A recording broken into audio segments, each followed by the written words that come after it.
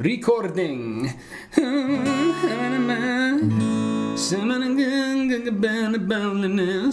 shing in the broken speed and the sound of a hamburger bun. My idea, 6, 4, 3, 6, 2, 4. Then we lift the chord.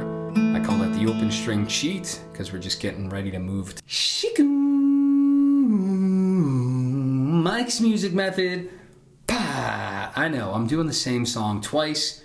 We're doing the speed of the sound of loneliness, but Colter Wall's version. Thank you, Caleb, for sponsoring this tutorial. This is cool. It's not going to be a long-winded tutorial, but it's cool to see how Colter is taking this awesome frickin' John Prine song and making it his own. Not a beginner piece. Check out the Travis Picking playlist. Watch the first 4 or 5 videos there. That being said, it's not that hard. It could be a beginner piece, but you're going to trip a lot. I'm going to walk you through all of it though, encourage you, give some pointers along the way, transcribe this myself. We're going to do every single note of this thing. You're all at different skill levels, so timestamps are down below, navigate with them. I'm going to walk you through every measure. If you get the idea, just hit that little up arrow or jump to the measure you're having trouble with and need to work on. At the end of the video, there will be slow play along, so we'll play it nice and slow together. We'll also talk about how to sing it a little bit before that, so all that is timestamped down below. If you're new to Mike's Music Method, welcome. Happy to be teaching you this song for the next 20 minutes or so here. My goal is to get you to learn the darn thing. You can do it. You're gonna do it. Let's do it. Thank you, Caleb. A quick note, we are capo on the 2nd fret. I know Colter has it up on the 4th, but he also down-tunes his guitar a whole step, which I encourage everyone to do. I don't want to do it because it confuses people for the tutorial's sake, but a low-tuned guitar, just something nice about it. Give it a try. In this particular live version, Colter, he's not like he's rehearsed the song. It's like a song that he loves and he's played around, but it clearly isn't performance ready. And he flubs the lyrics and he meanders, so excuse the tab. I'm going to try my best to clarify, but just know he's kind of like meandering for quite a bit of it. But as you go along, you'll get it. Let's do it without further ado. Who says that? Why is that a thing, without further ado? Let's play the song. Make sure you're snagging your tabs. They'll be up here, but it's way better if you have them. They are free, believe it or not, at mikesmusicmethod.com. Of course, it really operates on the honor system, and please sign up for a plan, but more on the value for value model later on. Let's do this. So, measure 1, this, I don't know where you want to start the song, because for about 30 seconds, Colter is noodling, but at about 38 seconds in, the noodling starts to take some form here. He just runs through a C chord. I got capo 2, by the way, sorry. He does capo 4, but Colter's always down-tuned a whole step. Here I'm in standard with capo 2, because he's got an old guitar that he likes to down-tune. So capo 2, standard tuning. We're going to strum a C chord just from the 5th to the 2nd string. Then, this is the most important kind of chord note throughout the whole song. We have that D7 with the F sharp in the bass. I use my thumb. You don't have to. Let me explain it thumb way first. I've got nothing on the high E, then 1st fret with my pointer on the 2nd string, then 2nd fret on that G string, and my thumb's over the top. If you can't do it that way, that's okay. You'll still have pointer on the 2nd string. I'm gonna do my ring finger there, and then my middle finger is gonna hit there, like that. And what he does here is he just does 6, 4, 3, and then he hammers on the 2nd string open to 1. Then he lifts the whole chord, hits that open G, and then we get going. So 3, 4.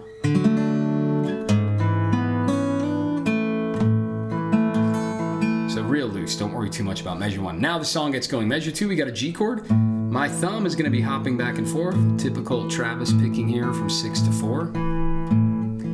And then in between that I got 6, 4, 3 with my pointer finger.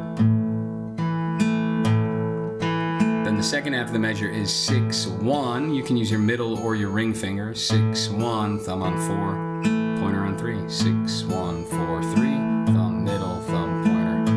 You can call that like an outside, inside pattern, right? Outside, then the inside ones. So the whole measure, 3, 4. Does it twice. Now we start singing the verse, and same idea except we're gonna hammer into that G chord, open to 3. 1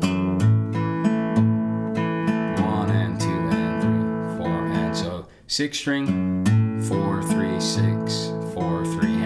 6, 4, 3, 6, 4, 3. Thumb, thumb, pointer, thumb, thumb, pointer. 5's nearly identical. Thumb, thumb, pointer, thumb, middle on the second string. Thumb, pointer. And the strings are 6, 4, 3, 6, 2, 4, 3. Measure 6, we go to a C/G chord. And I'm taking that moment to just hammer into the whole chord there. You could prep it, but think of it this way. A C/G is just a normal C chord, but that ring finger goes to the ceiling.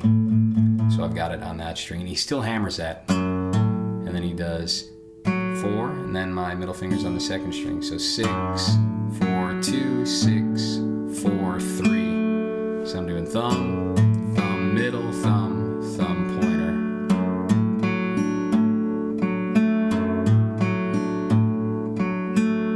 Measure 7, really similar. Stay on that same chord. We're gonna do 6, 2, 4, 3. So it's just quicker rhythm.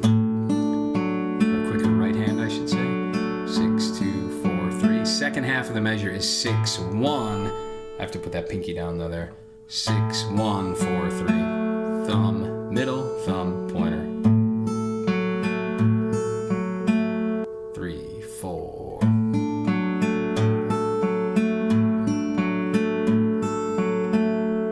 All right, measure 8, we got that funky D with the F sharp and the bass. Check this out. It looks weird. We're really just hammering open to 2. That's all you're gonna hear because I'm only hitting the thumb here. But you're getting a little bit of that artifact of me hammering on those higher ones. And that's what you hear when Colter does it too. He's hammering into the whole chord even though you're really only sounding with your thumb that low E string, but you'll still hear some of those higher ones. So after you do that hammer into the chord, then I'm gonna hit the 4th string open.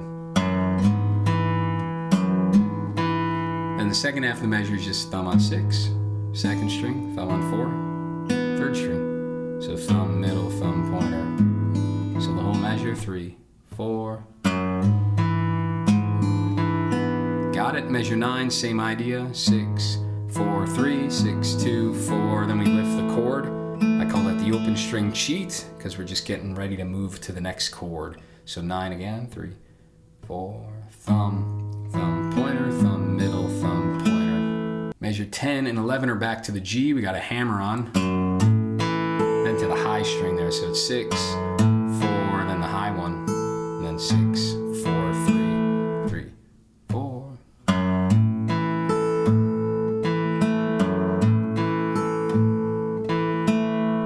Measure 11, 6, 1, 4, 3, 6, 1, 4, 3, thumb, middle, thumb, pointer. Then we lift the chord up and we do 6 to 2, thumb to middle finger. Then I walk to the 2nd fret.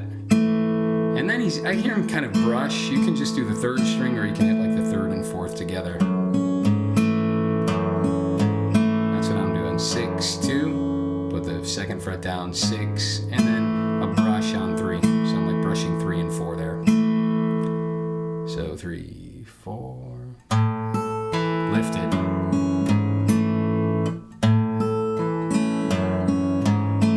Really cool. Measure 12, we kind of get like just like another stanza of the verse, but here instead of doing open to 3, another Colter move is he hammers 2 to 3 a lot on that G. So we got hammer on the 6, 2 to 3, 6, and then the 4th string to the 3rd with the pointer, 6 to the 2nd with the middle, 4th, and then 3rd with the pointer. 3, 4. Again. 13, same idea, no hammer. 6, 4, 3, 6, 2, 4, 3. You guys are gonna get it. We're just gonna cruise through it now. Back to a C with the G in the bass, right? That goes up. I guess we get a little addition here, so that's easy enough, but then check out 15. We put our pinky down on the 2nd string, on the B string. I'm sounding that 3rd fret on the B string there, and it's 6, the strings with my right hand are 6, 2, 4, 3, 6, 2, 4. Then we lift the chord, and he kind of brushes 3 again, 3 and 4. So the pinky goes down on that C chord, 3, 4. Really cool. C/G chord, but we're adding that D, 3rd fret, 2nd string. Let's do 14 and 15 together. 3, 4. Pinky down. Lift it. A little bit slower. 3, 4.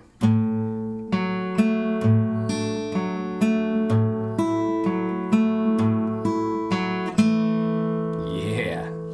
Measure 16, we hammer back into the D7. Self-explanatory and exactly the same as before. 17, lift it at the end again. 3, 4, lift it back to 18 with the hammer on the G, then 19 real similar, straight to the high E string, and then the walk again. Yeah. I look so tall, don't I? And triumphant with this camera angle. So guys, I don't know your skill level. If you're new to Travis picking, check out that Travis picking playlist. If you're struggling, start with an easier song or get my ebook, Finger Licking Cowboy Pickin'. But also note, like, it just takes time. You're gonna have to break things down and go really slow. I'll link to a video. I don't know if I can link to my live stream ones, or I'll put it down below. It's just like how to practice, and it's a method I use to practice every measure of music that's difficult, which is like isolate the thumb, always keep it in rhythm, and add one melody note at a time. So go slow. Don't feel like you have to keep pace with this video if you're struggling. We all struggle, and it takes time. Some of you might be like, oh man, this guy's being redundant. If you're a better player, that's fine. Skip ahead. Do the slow run-throughs with me at the end of the song, according to your skill level. And on another note, we're nearly done with the song. You got your free tab that you downloaded at mikesmusicmethod.com, or you're helping out by being a member of the channel. Thank y'all. There's a lot of you supporting. I appreciate it. Anyways, we're in measure 19 in the tab. Okay, so that would repeat, and we just learned the entire verse and the entire chorus because it's the same thing. So you'd go all the way back to measure 4, but you'll note this ending thing can be a little confusing. So we're gonna go 4 to 19 the first time. And the second time, you'll notice there's a second ending, right? So we have the first ending is 19. The second ending, so you'd go all the way from 4 to 18, but instead of doing ending 1, you're gonna jump to measure 20, and you'll play 20 to 22. And just note that every time we go through this, he does the first ending, then he does the second ending. Then I think the next times I'm noted, it's 3 and 4. Measure 19 is ending 3 and 4, because I don't know that he ever goes back to the second ending, right? This is a live recording, very loose. It's not well rehearsed, as he forgets half the lyrics. So just know that those endings are loose and a little bit different. So that just repeats verse, chorus, but he does do this break at about 2:20 in the song, and there's some nice little colors, so let's talk about that now. So here's the instrumental break. We're at measure 23. And we've seen this before. So we're at like 2:20 in the song. Nothing there. We got the hammer on the G and the high string. Then here he lifts the pinky. And then he puts it down on this 3rd fret of the B string, the 2nd string. So that measures slow. 6, 1, 4, 3, 6, 2. With my pinky down there. 4, 3. 6, 1, 4, 3, 6. Put the pinky down. First string, and put the pinky down on the second. Then 25 back to that C/G with the hammer on. But there he adds the pinky again on that part, so hammer on. Then add the pinky on the last beat there. Then he lifts it back up here. And there he goes back and forth at the end of the measure. 6, 3, 4, 3, thumb, pointer, thumb, pointer. 27, we get this cool D7 trick. So same as before, you're gonna hammer into the whole chord, then the 4th string, but then we hit the 2nd string open. So I'm lifting that pointer finger back up. I suppose you don't have to hammer it at all, but I'm so used to hammering into the chord that I just do it. Then I'm gonna lift it here, and here we have a giddy up. So what happens here is open on the 2nd string is a hammer on to 1. But the moment I execute the hammer on, my thumb is hitting the 2nd fret on the E string, on the low E. So you're hearing 2 notes sound. One is a hammer, one is a hit. I call that the giddy up, which was the term was coined by Anders Fernbach, who did this amazing Mississippi John Hurt artwork for me. And how low can you go? If I didn't have a really nice guitar in my hands, I'd try to limbo for y'all. Haha, there, then that beautiful Bob Dylan. I gotta like change the location of these from time to time. Anyway, we have that giddy up, right? And right after we execute that giddy up, my pointer finger's hitting the third string. Thumb does the fourth again. And then we have a giddy up into the following measure, but let's get this one down first. 3, 4. Right, and we loop that hammer on giddy up thing into the next measure. So open on the second string, hammer and hit the thumb. Then back to the third, and it does it again. Here the pattern's broken, we just lift the chord and hit the third string open. So real slow, 3, 4.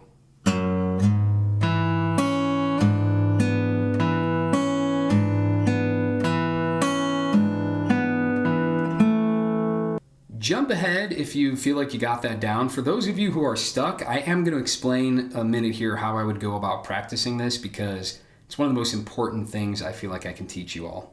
So what I'm going to do is just isolate the thumb. And it looks like that. I'm still going to hammer into the whole chord. And I'm just doing 6, 4. Now I'm going to add the first melody note, which is only open. But I'm going to keep the thumb going and finish the whole measure. So I'm always doing it in the musical context of the song.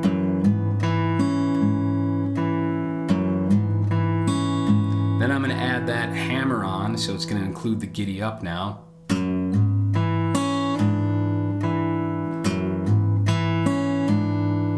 I'm only going to hang out here. I'm not going to move on until I have this down. You'll notice it's hard for me to talk and do this at the same time. Once I have the giddy up, then I'll add the next melody note, which is that second fret on the G string. 3, 4.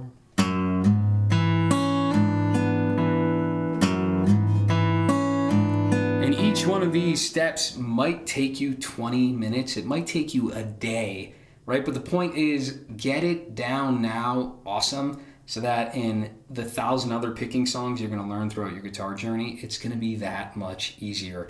So you're not doing one measure in vain, because the skills you learn from hyper-focusing are going to help you with every other measure. I promise you, I've done enough of these songs and tabbed out enough where like there's so many similar things.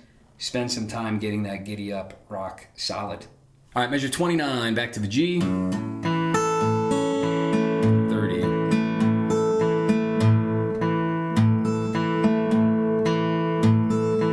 Yeah, just did 29 to 32, all G. This is going to be a breeze now. So then he forgets the words, he wanders for a while, he does another verse. The very last time it's different, so let's take a look at that, because there are some pretty additions. At about 3:53 in the song, this is measure 36. And keep in mind, this isn't the re-edit. I know that now on YouTube, I just looked, there's like a re-edit of Colter playing this live. Don't do that one, do the original one that was posted. And here we go, you've seen all this before. Then 37, he kind of does a heavy thumb on beat 2 there, thumb and just brush with the thumb. And then 6, 2, 4, 3. Then 38, back to the C chord. He does another heavy thumb here, 6, heavy thumb, like 4 and 3 I'm basically aiming for. 6, 2, 4, 3. Thumb, middle, thumb, pointer. Sorry, my rhythm stinks. Then, check it out, 39, I'm going to put my pinky back down on the 3rd fret here. Lift it. So pinky's down at the beginning, let me lift it. Back to the goofy D. And that one we've seen before and done a bunch. And then 41, we keep going, seen this one before. Remember, lift it at the end, open string cheat, back to the G.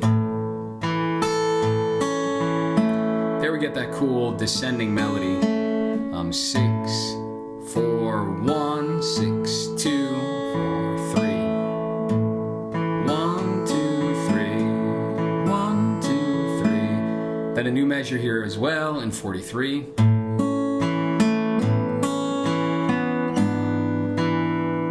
So let's look at 43 there. We got a G chord, 6, 2, 4, 3. But here, once I hit that 3rd string, I'm going to do the giddy up.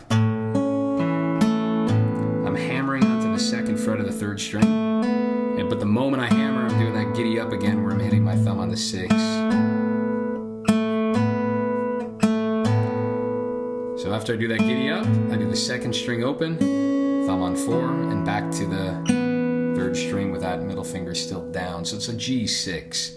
3, 4. Giddy up.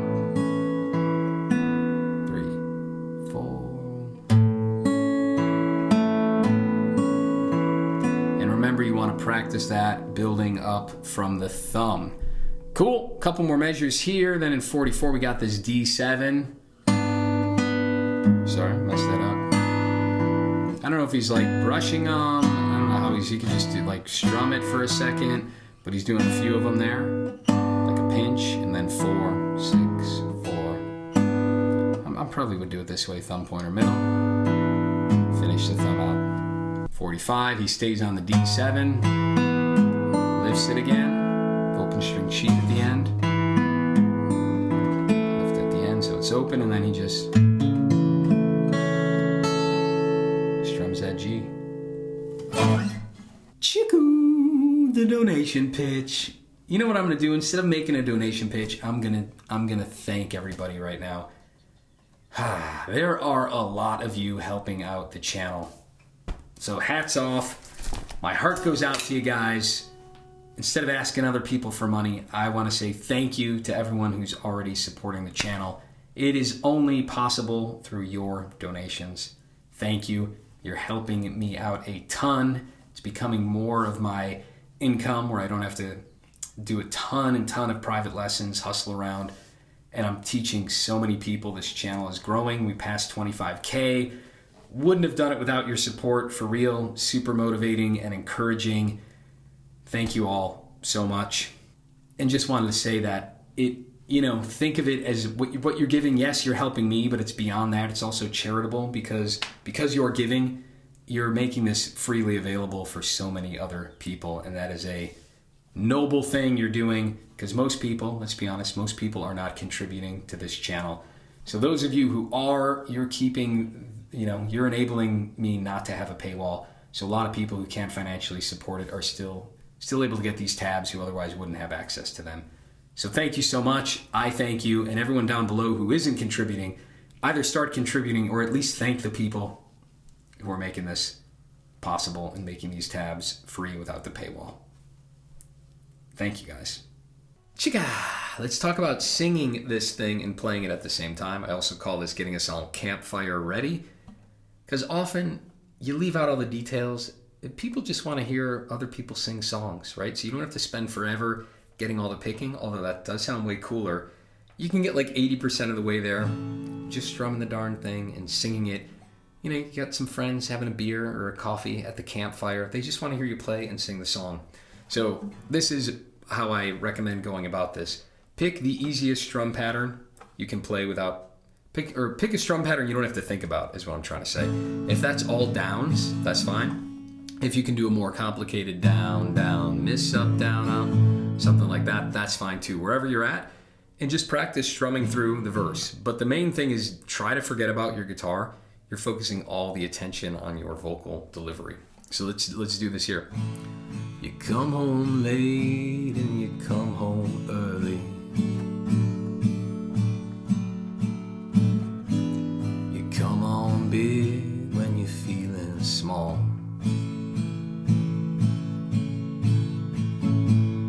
Come home straight and you come home curly. Sometimes you don't come home at all. And the chorus, same chords. So what in the world's come over you? And what in heaven's name have you done?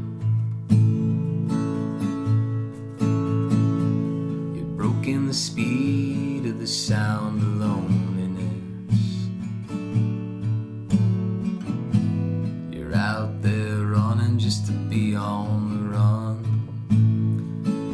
If you wanted to build up from there, you can make the strum pattern more complicated, or you can try to just do the thumb.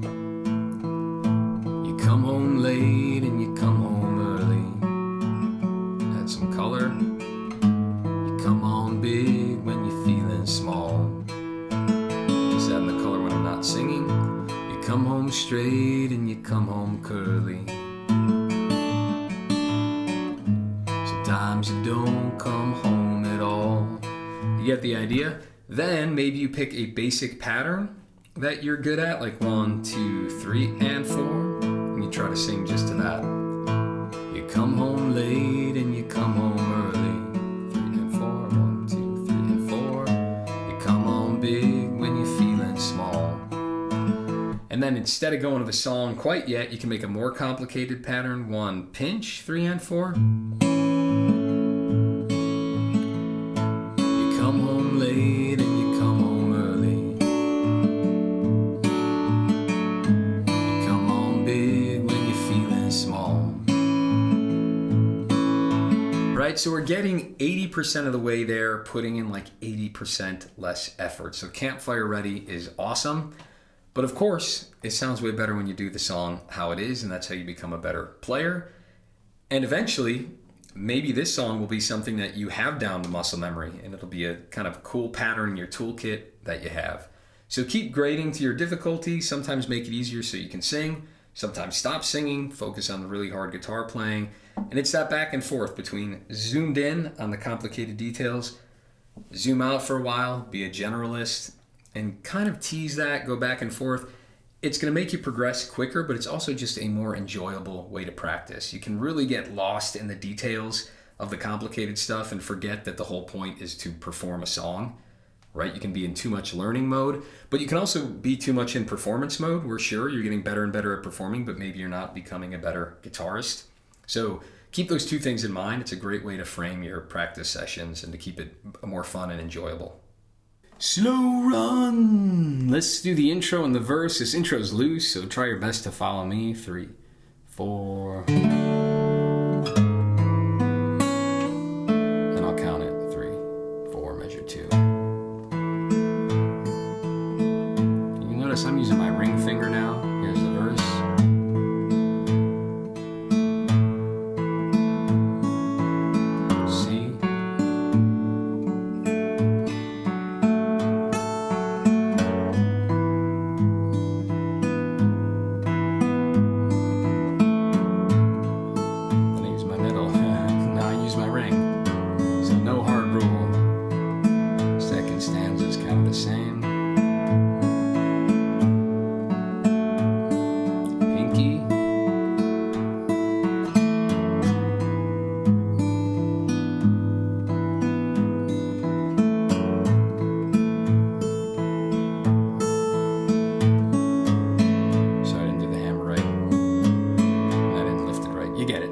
Let's do that a little slower for measure 4 in case I'm speeding it. 3, 4.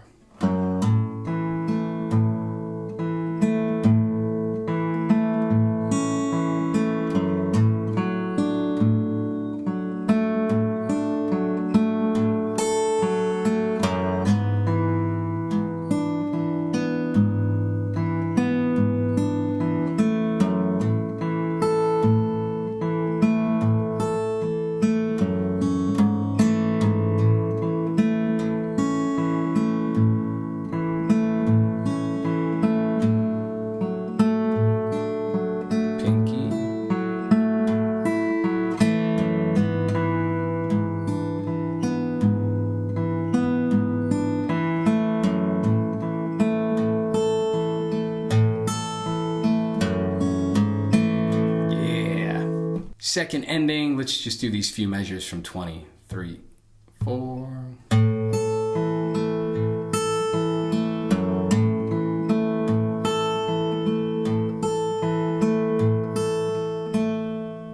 Let's go from 23, the instrumental break, 2, 3. Lifted, put it down, second string.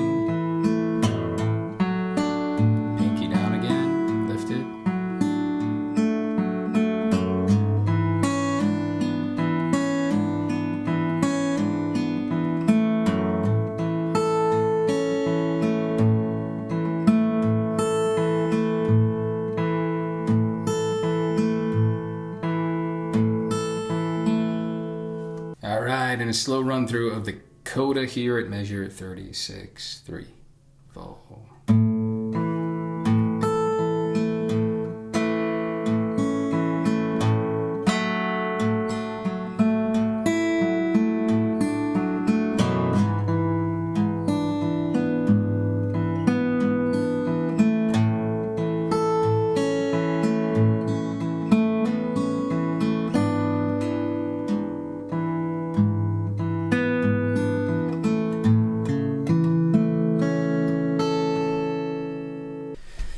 A shing in the broken speed when the sound of a hamburger bun. And you're gonna worry in a troubled mind. If in a hand could buy a lawnmower cart, a shoe in a Hannah and I'm fine. You can get by in the heaven again and again.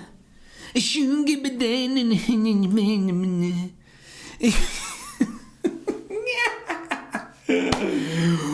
Whoo! Lay off the caffeine, kid. I haven't even had any today. She began to get a hamburger bun.